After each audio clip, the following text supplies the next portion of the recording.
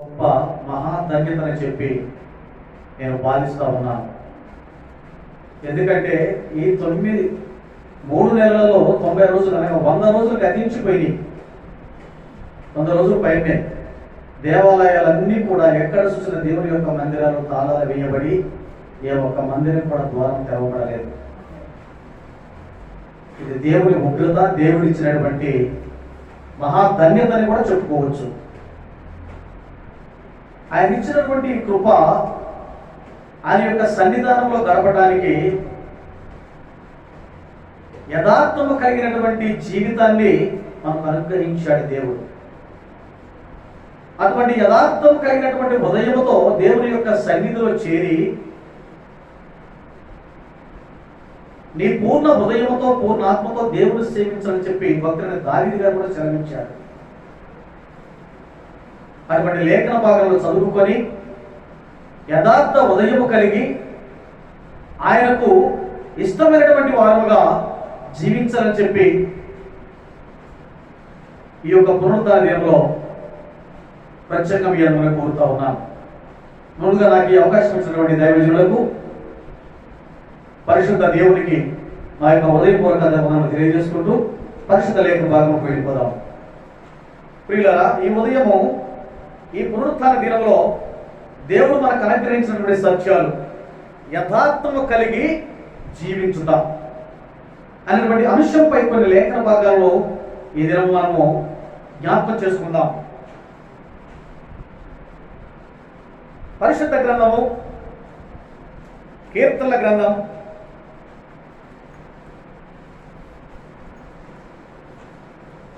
26వ దావీదు కీర్తన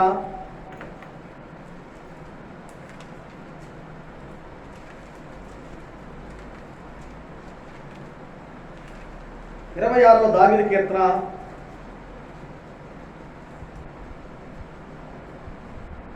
మొదటి 3 వచనాలు మనం ఒకసారి అందరం కలిసి జ్ఞానం చేసుకుందాం. 26వ అధ్యాయం మొదటి 3 వచనాలు. యెహోవా యథార్థవంతుడనై ప్రవర్తించుచున్నాను, నాకు తీర్పు తీర్చుము. ఏమీ సందేహపడకుండా యెహోవా యందు నేను నమ్మిక ఉంచి ఉన్నాను. యెహోవా నన్ను పరిశీలించుము, నన్ను పరీక్షించుము, నా అంతరింద్రియములను నా హృదయమును పరిశోధించుము. నీ కృప నా కన్నుల ఎదుట ఉంచుకొని ఉన్నాను, నీ సత్యమును అనుసరించి నడుచుకొనుచున్నాను. చాలు, ప్రార్థన చేసుకుందామండి. పరిశుద్ధుడా, ప్రేమ నమ్మకం కలిగిన మా ప్రియ పరలోకపు తండ్రి, నీ పరిశుద్ధ నామానికి స్తోత్రములు చెల్లిస్తూ ఉన్నాను. అల్పురము, అయోగ్యుడను, ఎన్నిక లేనివాడను ప్రభావ, నమ్మదగిన వాడను కాదన్న ప్రభావ, మోస్తకరమైన జీవితాన్ని ప్రభావ ఈ లోకంలో జీవిస్తున్నటువంటి నన్ను ఈ ఉదయకాల సమయంలో ప్రభావ నా తండ్రి ఈ యొక్క పరిశుద్ధ స్థలం నిలబెట్టి నన్ను వాడుకుంటున్న విధానం బట్టి ప్రభావ నీకే వనరులు స్తోత్రములు చెల్లిస్తున్నాను. గొప్ప దేవుడా, నేను అమాయకుడు ప్రభావ, మీరు నా పక్షంలో ఉండి మీరు నాలో ఉండి ప్రభా వ్యక్తపడినటువంటి వాక్యాన్ని ప్రభా నీకు మహిమకరమగల ప్రభా నా తండ్రి మాకు ఆశీర్వాదకరమగల ప్రభా మా లోతైన సత్యాలు మా హృదయంలో భద్రపరచమని సమస్తాన్ని మీ చేతులకు అప్పచెప్పుకుంటూ నీ కృపాన్ని కనిపడే కాపుదలని సన్నిధి నిత్యం మాకు తోడుగా ఉంచి నీ ప్రేమ మాకు పంచుదమని యేషయ్య పరిశుద్ధ నామములో ప్రార్థించి సమర్పించుకున్నాను పరమ తండ్రి, ఆమేన్. ప్రియమైనటువంటి దేవుని బిడ్డలారా, ప్రియమైన దేవుని సంగమా, చూసారా, యెహోవా నేను యథార్థవంతుడనై ప్రవర్తించుచున్నాను, నాకు తీర్పు తీర్చుమని చెప్పి భక్తుడైన దావీదు ఈ లేఖన భాగంలో సెలవిస్తూ ఉన్నాడు.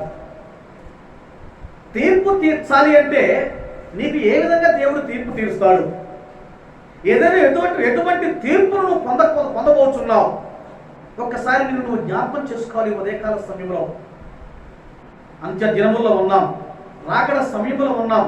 దేవుని యొక్క ఉగ్రతకు ఈ ప్రపంచం అంతా కూడా అల్లకల్లోలమవుతా ఉంది.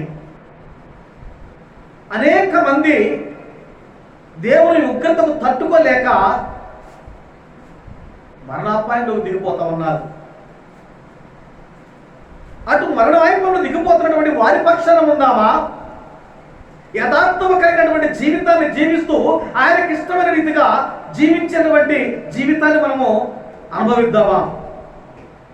భక్తుడు దావీదు గారు మనకు సెలవిస్తూ ఉన్నాడు, యథార్థవంతుడనై ప్రవర్తించున్నాను, నాకు తీర్పు తీర్చును. నీ ఉగ్రత దినములో ఉన్నారు, నేను యథార్థంగా నేను సేవిస్తూ ఉన్నాను, నేను ప్రేమిస్తూ ఉన్నాను, నేను అనుసరిస్తూ ఉన్నాను, నీవిచ్చినటువంటి కృపా బాహుల్యంతో నేను జీవిస్తూ ఉన్నాను. కాబట్టి ఇటువంటి విపత్కరమైనటువంటి తీర్పులోకి నన్ను తీర్చుమాకయ్యా అని చెప్పి భక్తుడైన దావీదు ఈ ఉదయకాలంతో మనల్ని జ్ఞాపకం చేస్తూ ఉన్నాడు. ఇది ఎంత గొప్ప ధన్యత, ఇది ఎంత గొప్ప విషయం. ఇది మనమే జ్ఞాపకం చేసుకొని పరిశీలించుకోవాలి. దేవుడు మందిరానికి వస్తా ఉన్నాం, దేవుడు ఎందుకు ఈ ఉగ్రత తలపెట్టాడో ప్రతి ఒక్కరు కూడా తెలుసుకోవాలనే ఈ ఉదయకాల సమయంలో జ్ఞాపకం చేస్తా ఉన్నాం. ప్రియమైన దేవుని బిడ్డ, రెండవ వచనం చదువుకుందాం. యెహోవా నన్ను పరిశీలించుము, నన్ను పరీక్షించుము, నా అంతరింద్రియములను నా హృదయమును పరిశోధించుము. చూసారండి, నన్ను పరీక్షించాలి.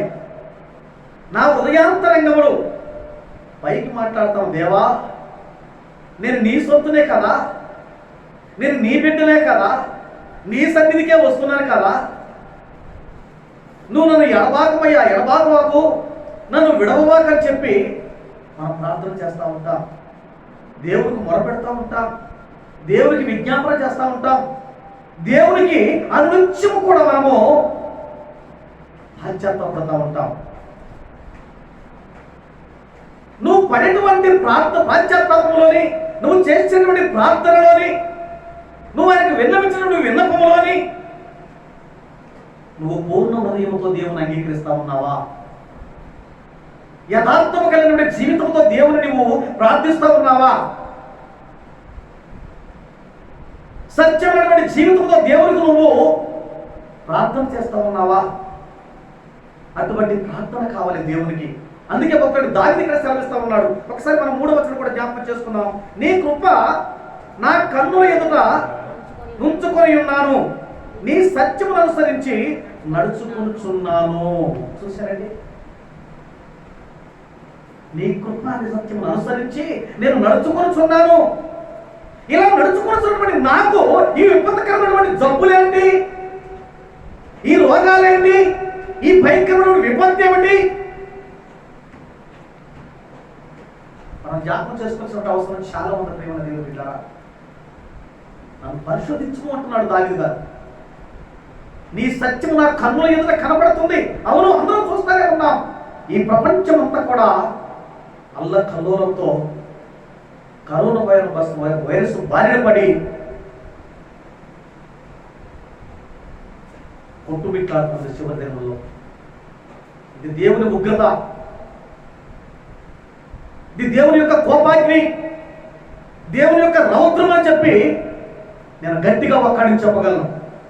రాకడి దినంలో ఉన్న దేవుని యొక్క రాకడి సమయంలో 7 తెగుళ్ళు సంభవించబోతూ ఉన్నవి. ఇది ఎన్నో తెగులు మనం కూడా జ్ఞాపకం చేసుకోవాలి. ప్రియమైన దేవుని బిడ్డలారా, ఇటువంటి తెగుళ్ళలో ఒక సైన్సిస్టు, ఒక దైవజనుడు కూడా చెప్పాడు మొన్న, మినిమం ఏ రీతికైనా సరే ఈ వైరస్ బారిన పడి 80 కోట్ల మంది మరణ భాష్యంలోకి వెళ్ళిపోతారట. తక్కువలో తక్కువ 20 కోట్ల మంది మరణ భాష్యంలోకి వెళ్ళిపోతారట.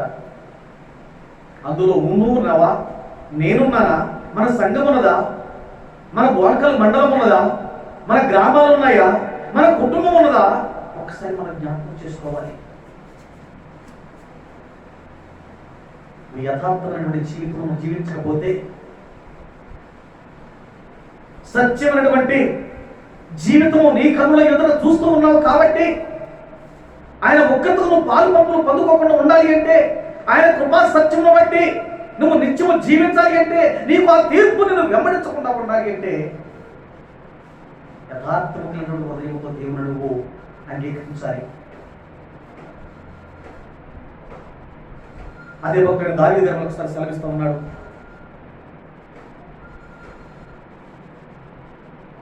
కీర్తన గ్రంథము 84 దావీదు కీర్తన.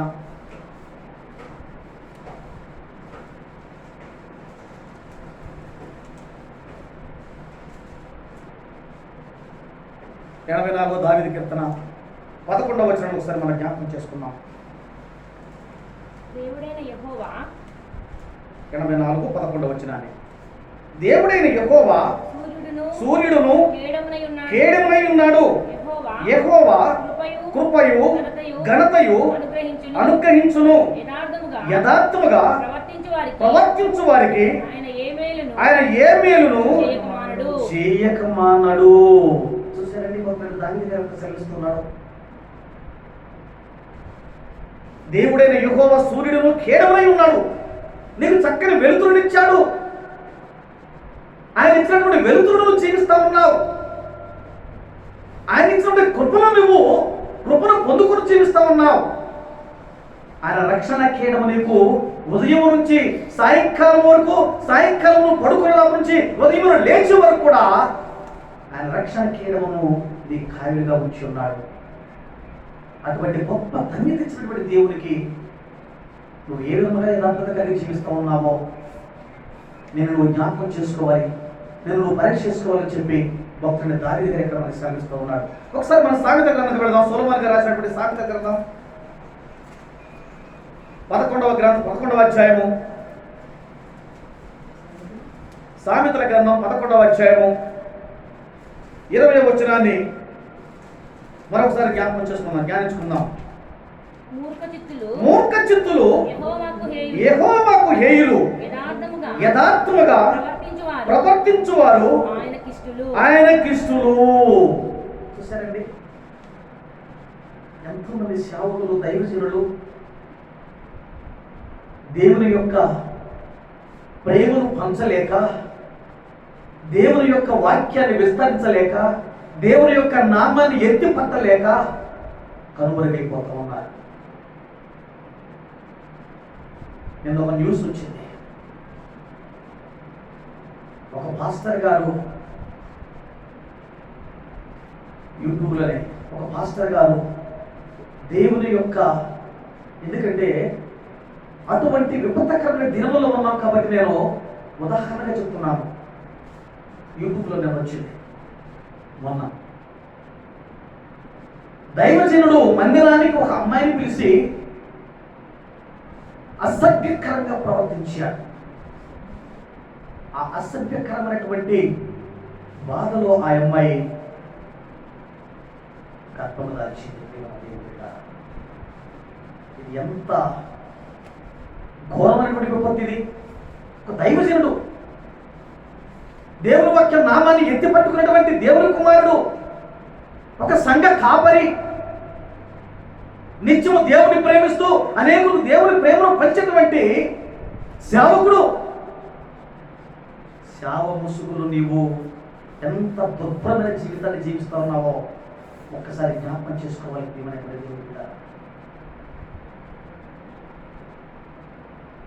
ఇది ఎంత ఘోరమైనటువంటి సందర్భం అండి, ఇది ఎంత ఘోరమైనటువంటి విషయం ఇది.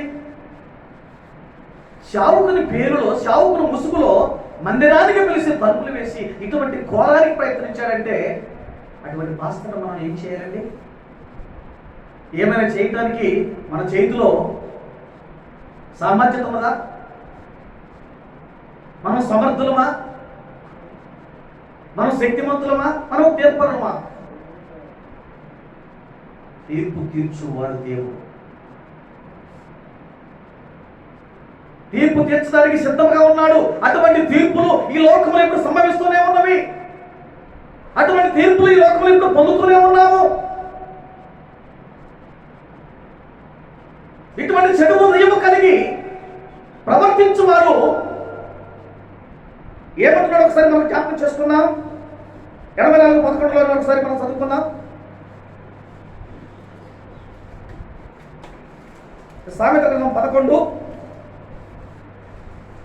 ఒకసారి మనం జ్ఞాపకం చేసుకుందాం మరొకసారి. మూర్ఖ చిత్తులు యెహోవాకు హేయులు. ఎవరి మూర్ఖ చిత్తులు? దేవుని యొక్క ముసుగులో ఉండి ఇటువంటి పాపక్రియలు చేయువారే మూర్ఖ చిత్తులు. అటువంటి వారి దేవునికి హేయులు, దేవునికి ఇష్టమైన వారు కాదు. దేవుని యొక్క చేత, దేవుని యొక్క ఉగ్రత చేత నెట్టివేయబడిన వారు. కింద వచ్చిన ఒకసారి చదువుకుందాం. యథార్థముగా ప్రవర్తించువారు ఆయనకిష్టులు. ఆయనకి ఇష్టమైన జీవితాన్ని జీవించడానికి మనం సిద్ధంగా ఉన్నామా? ఆయనకి ఇష్టమైనటువంటి ఆయన ప్రేమలో జీవించడానికి మనము సముచితముగా ఉన్నామా? నేను జ్ఞాపకం చేసుకోవాలని చెప్పి ఈ ఉదయకాల సమయంలో డాక్టర్ దావీదు గారు సెలవిస్తున్నాడు. ఉదయం ఇంకొక మెసేజ్ కూడా పెట్టారు బ్రదర్. ఒక ఫాదర్ గారు, ఆర్సీఎం ఫాదర్ గారు ఆర్థిక ఇబ్బందులు తాళలేక, ఇటు నుంచి ఏమో ఆర్థిక సహాయం లేక, కుటుంబాన్ని పోషించుకున్న మార్గంలో లేక ఉరి వేసుకొని చనిపోయినట్టుగా యూట్యూబ్లో మనం చూస్తూ ఉన్నాం. చూసారండి, ఒక దైవజనుడు ఉరేసుకొని సరిపోవడం అంటే మామూలు విషయం కాదు కదా. దేవుని యొక్క సేవకుడు, దేవుని ప్రేమను అనేకులు పంచే సువార్థికుడు. మనం ఎవరు గొప్పవారమని చెప్పుకోవడం కాదు పిల్లల దేవుడు బిడ్డారా. దేవునికి ఇష్టమైన వారే యథార్థవంతంగా ప్రవర్తించేవారు ఆయనకి ఇష్టలు. మూర్ఖ చిత్తులు ఆయనకి హేయులు. దేవుని యొక్క నామాన్ని అవమానపరుస్తా ఉన్నారు, దేవుని యొక్క మహిమను తృణీకరిస్తా ఉన్నారు, దేవుని యొక్క లేఖన భాగాలన్నీ కూడా ఎత్తి రాస్తా ఉన్నారు. ఇది హేయమైనటువంటి స్థితి కాదా? హేయమైనటువంటి ప్రవర్తన కాదా ఇది? అటువంటి వారంతా కూడా ఆయనకి హేయులట. ప్రియమైన దేవుని బిడ్డరా, మరొకసారి మనం జ్ఞాపకం చేసుకుందాం. 112వ కీర్తన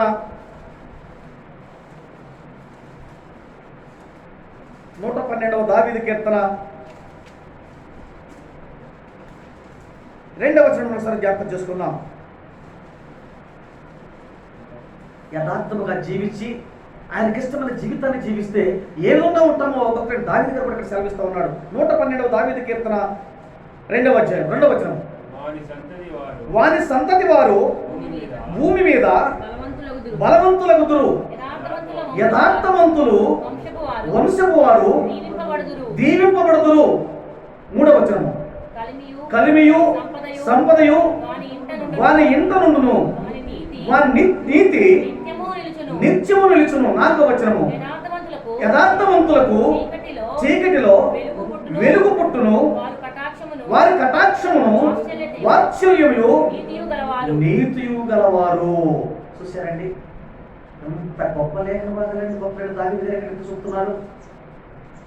ఆ యొక్క మహోన్నతుల దేవుని యొక్క కృపను ఎంత గొప్పగా ఎత్తి చూపుతున్నాడండి. ఆయన యొక్క ప్రేమను, ఆయన యొక్క కరుణను, ఆయన యొక్క వాత్సల్యతను, ఆయన ఇచ్చినటువంటి ధన్యతను ఎంత గొప్పగా ఎత్తి చూపుతున్నాడు గొప్ప దావీదు గారు. అక్కడ సొలొమోను కూడా ఎత్తి చూపాడు. నీ సంతతి వారు భూమి మీద బలవంతులవుతారు. ఎప్పుడు బలవంతులవుతారు? ఇందాక చెప్పిన మాట ప్రకారంగా ప్రవర్తిస్తేనా? ఆ మాట ప్రకారంగా జీవిస్తేనేనా? ఆ మాట ప్రకారంగా దేవుని నామాన్ని కించపరిస్తేనేనా? ఆ మాట ప్రకారంగా దేవుని యొక్క వాక్యాన్ని ప్రక్కన పెడితేనా బలవంతులయ్యేది? ఏమంటున్నాడు ఇక్కడ 2వ వచనంలో కింద భాగం చదవండి ఒకసారి. యథార్థవంతుల వంశపు వారు దీవించబడుదురు. చూశారండి, యథార్థవంతుల వంశపు వారు. నీవు కానీ, నీ కుటుంబం కానీ, నీ సంతానం కానీ, నీ పిల్లలు, నీ కుమారులు కుమార్తెలు కానీ, మనవడు మనవరాలు కానీ, నీకున్నటువంటి యావత్తు సమస్తమును కూడా యథార్థముగా ప్రవర్తిస్తే దీవించబడతారు అని చెప్పి దేవుని యొక్క లేఖన భాగంలో చదివిస్తూ ఉంది. చూసారండి, ఒకసారి మనం 3వ వచనాన్ని జ్ఞాపకం చేస్తున్నాం. కలిమియు సంపదయు వారి ఇంట నుండును, వారి నీతి నిత్యము నిలుచును. ఒక క్షణం కాదు, ఒక రోజు కాదు, ఒక పూట కాదు, ఒక నెల కాదు, ఒక సంవత్సరం కాదట. ఎన్ని సంవత్సరం ఎలా ఉంటుందట? నిత్యము, వారి నీతి నిత్యము నిలుచును అంటున్నాడు భక్తుడు దావీదు గారు. ఆ నీతి నిత్యముగా నిలవాలి అంటే ఆయన కష్టమైనటువంటి జీవితాన్ని జీవించాలి. ఆయనకి ఇస్తున్నటువంటి కుమార్తెగా జీవించాలి. ఆయనకి ఇస్తున్నటువంటి బిడ్డగా నువ్వు జీవించాలి. ఒకసారి చూడండి, 4వ వచనం కూడా జ్ఞాపకం చేసుకుందాం. 112లో 4, యథార్థవంతులకు చీకటిలో వెలుగు పుట్టును, వారు కటాక్షమును వాత్సల్యతయు నీతియు గలవారు. చూసారండి ఏమంటున్నాడు ఇక్కడ? యథార్థవంతులకు చీకటిలో వెలుగు పుట్టిందంట.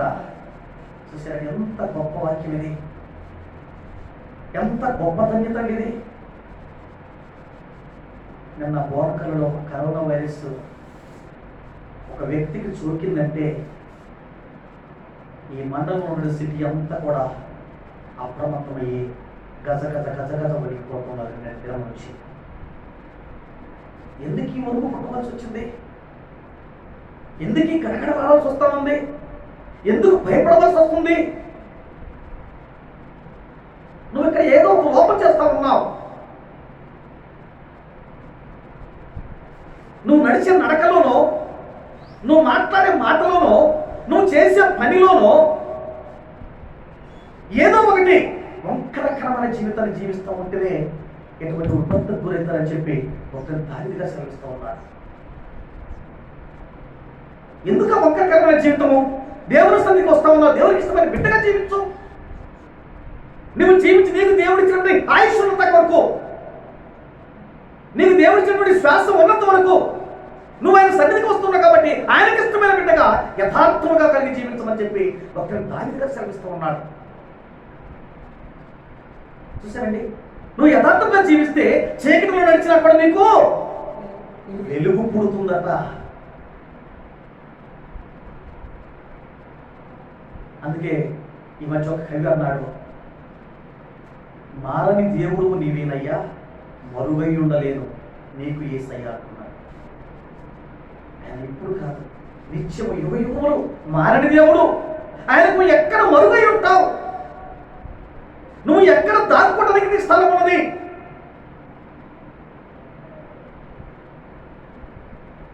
ఆయన కను దృష్టి లోకమంతా కూడా సంచారం చేస్తా ఉంది.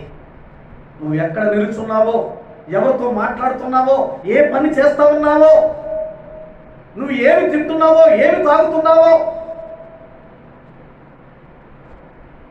ఆయన నిత్యం నిన్ను పరిశ్రమ చేస్తూ ఉన్నాడు.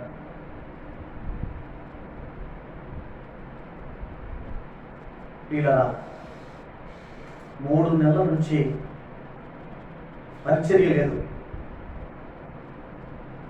ఏ పరిపాలన లేదు. సేవకులు అనేవారు చాలా మంది సంఘానికి కూడా దూరం అయ్యి దేవుని యొక్క ప్రేమకు దూరంగా ఉండి కనీసం సంఘంలో కుటుంబంగా వెళ్ళే కనీసం 2-3 కలిసి ప్రార్థన చేసినటువంటి స్థితి లేదు. 100కి ఏ 10 మందో ఆయనకి ఇష్టమైనటువంటి వారుగా జీవించారు. కానీ 90 మంది ఈ కరోనా వైరస్ విపత్తులో, ఈ భయంకరమైనటువంటి దినములలో ఆయన వాక్యాన్ని ప్రచారం చేయలేకపోయారు. యూట్యూబ్లో వస్తూ ఉన్నాయి, దేవుని యొక్క సన్నిధిలో నుంచి, హెబ్రోను మినిస్ట్రీ నుంచి కానివ్వండి, ఇంకా అనేకమైనటువంటి మినిస్ట్రీల నుంచి దేవుని యొక్క వాక్యాలు సెల్లో లైవ్ వస్తూ ఉన్నవి. అటువంటి లైవ్లను చూసుకొని చెప్పాలనేటువంటి జ్ఞానం లేదా ఈ సేవకులకి?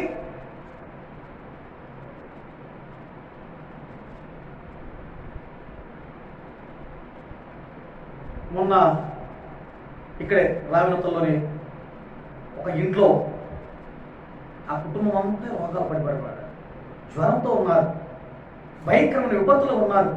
కుటుంబ యజమాని మాత్రం లేడండి, చనిపోయాడు. 3 పిల్లలు, భార్య, ఒక ముసలమ్మ, ఆ చనిపోయిన తల్లి, 5గురు జీవిస్తూ ఉన్నారు. పిల్లలు చిన్న పిల్లలు.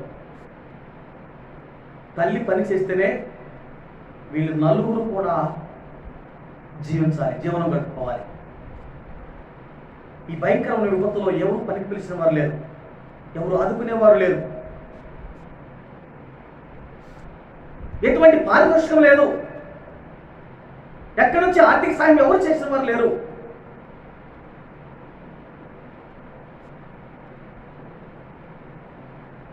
ఆమె బాప్టిస్ట్ చర్చికి వెళ్తాయి రావినతల్లో.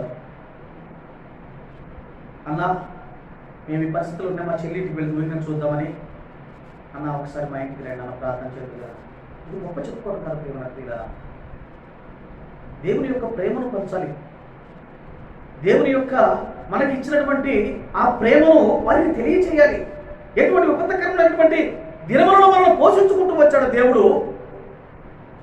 అటువంటి మాటలు, దేవుని యొక్క ప్రేమను వారికి పంచాలి తప్ప నువ్వు ఇచ్చినటువంటి ఆతిథ్యం ఏమీ లేదు. నువ్వు ధనము తీసుకురావాల్సిన అవసరం లే, ధాన్యం తీసుకురావాల్సిన అవసరం లే, వారికి ఏదో మూట కట్టి వారికి నువ్వు జాగిరి చేయవలసిన అవసరం లేదు. దేవుడు గొప్పవాడు. పిలిచాను, వెళ్ళాను. వాళ్ళ పరిస్థితి చూస్తే ఇంటికి వెళితేనే చాలా భయంకరంగా ఉంది. పాపం పక్క చిక్కున్నారు. వెళ్ళాను. ఎందుకు నన్ను ఈ దీర్ఘాలు పిలుస్తుందో దేవా నీకే తెలుసు.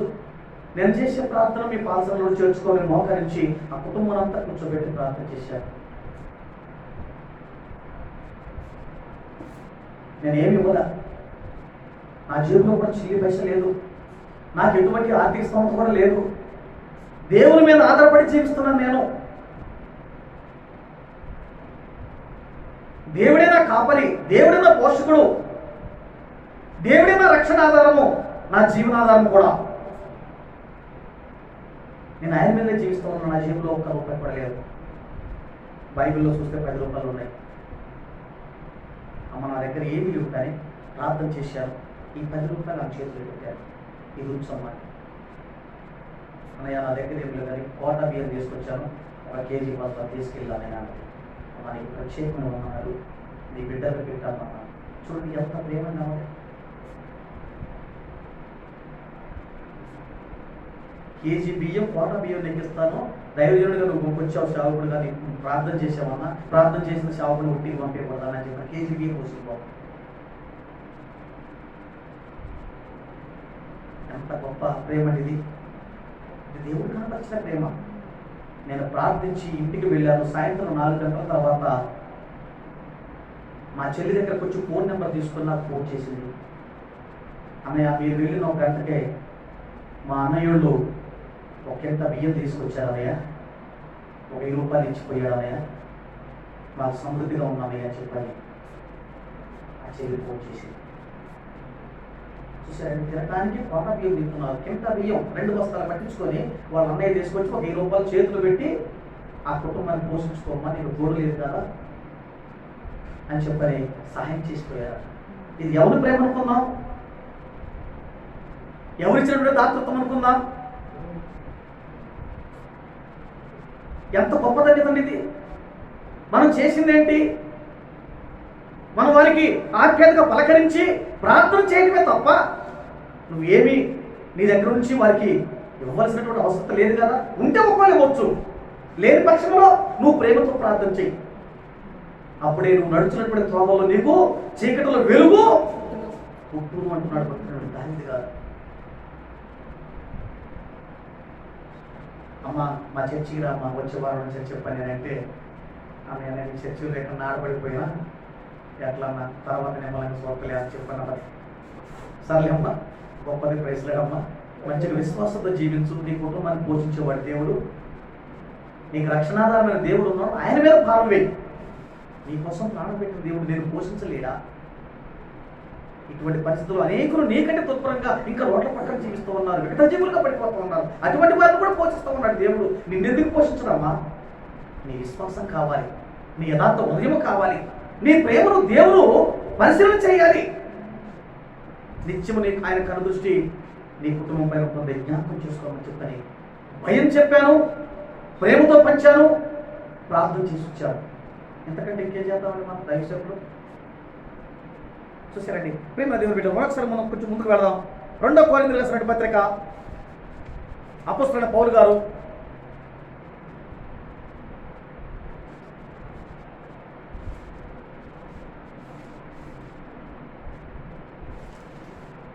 2 కొరింథీయులకు రాసిన పత్రిక 8వ అధ్యాయము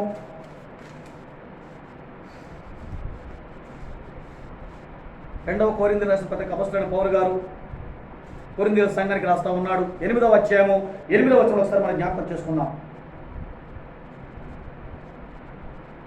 2 కొరింథీయులకు రాసిన పత్రిక 8వ అధ్యాయము 8వ వచనం.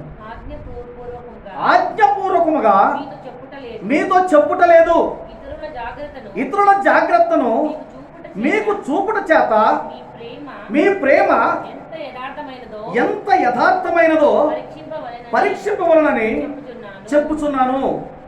9వ వచనము. మీరు మన ప్రభు అయిన యేసుక్రీస్తు కృపను ఎరుగుదురు కదా. ఆయన ధనవంతుడై ఉండియు మీరు తన దారిద్ర్యము వలన ధనవంతులు కావాలని నీ నిమిత్తము దరిద్రుడాయను.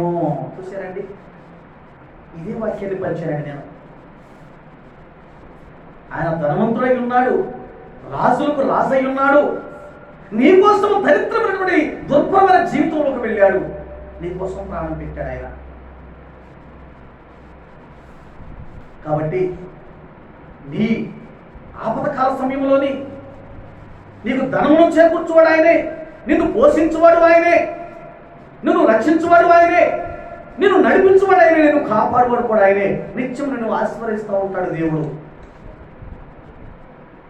చూసారండి, ఈ లేఖనాన్ని వారికి ఆ రోజు చదివి ప్రార్థన చేశాను. మరొకసారి కొంచెం ముందుకు వెళదాం. ఎఫెసీయులకు రాసిన పత్రిక 4వ అధ్యాయము. అపోస్తలుడైన పౌలు గారు ఎఫెసీయుల సంఘానికి రాశాడు. 4వ అధ్యాయము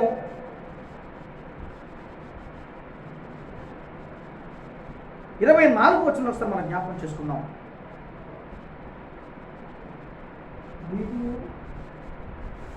నీతియు యథార్థమైన భక్తియు గల వారై దేవుని పోలికగా సృష్టింపబడిన